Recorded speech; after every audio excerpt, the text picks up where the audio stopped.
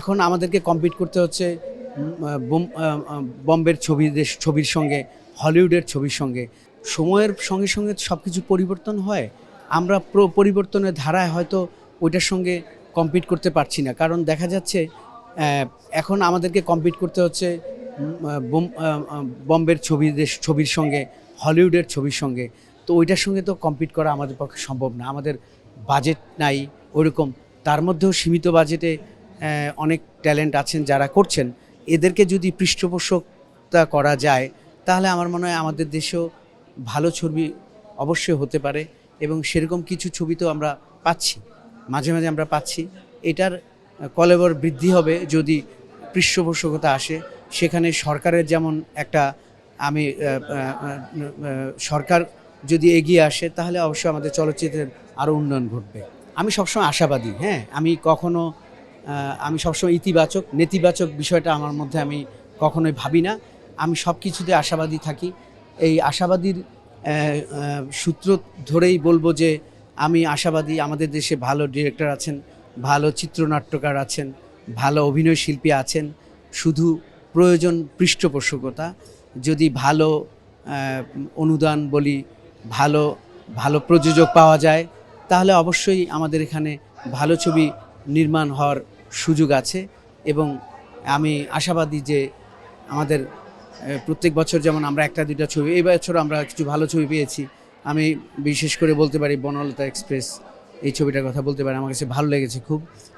দম, এই ছবিটাও ভালো লেগেছে। তো এরকম আমার মনে হয় যে সম্ভব, কিন্তু বাজেট একটা বিষয়। তো একটা প্রডিউসার তো লগ্নি করেন কিছু সে পাওয়ার আশায়, তো সেই জায়গায় দেখা যায় এত অঙ্ক লগ্নি করে পরে দেখা যায় যে সে ছবিটা থেকে ব্যবসা সফল হলো না, তখন তিনি কিন্তু আগ্রহ হারিয়ে ফেলেন।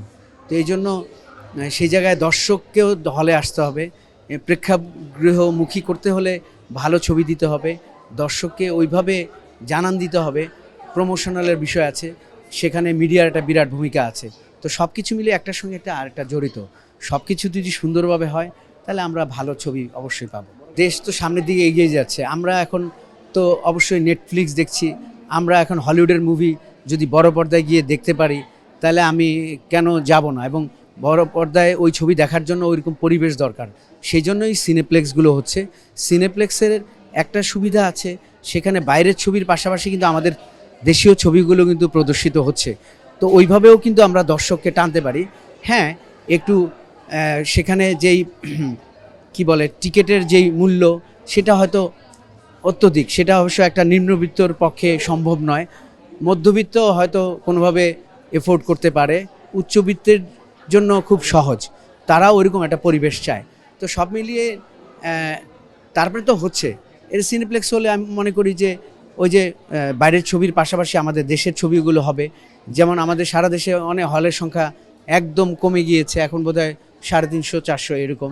তো আরও একটু কম হবে। তো যেটা 1000-এর উপরে ছিল 10 বছর আগেও, সেটা কমতে কমতে এই অবস্থায় এসেছে। আর আসলে ওইসব হলে তো যায় আমাদের মধ্যবিত্ত, আমাদের নিম্নবিত্ত রিক্সাওয়ালা সারাদিন পরিশ্রম করে একটা ছবি দেখতে যায়। তো তার আয়ের সঙ্গে ওই টিকিটের বিষয়টা আসে, সেখানে সে ওইটা এফোর্ড করতে পারলেই হলমুখী হয়। তারাই কিন্তু আমাদের প্রকৃত শ্রোতা। এবং তাদের জন্য হল, তারা তো একটা হলে গিয়ে ছবি দেখতে যায়।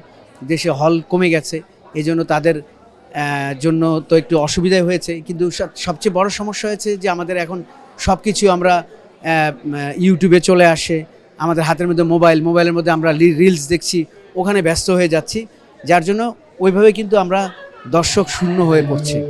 তো এটা আসলে যেমন আমাকে খুব দুঃখ দেয়, আবার আমিও খুঁজি যে আসলে এখান থেকে বেরিয়ে আসার কি পথ।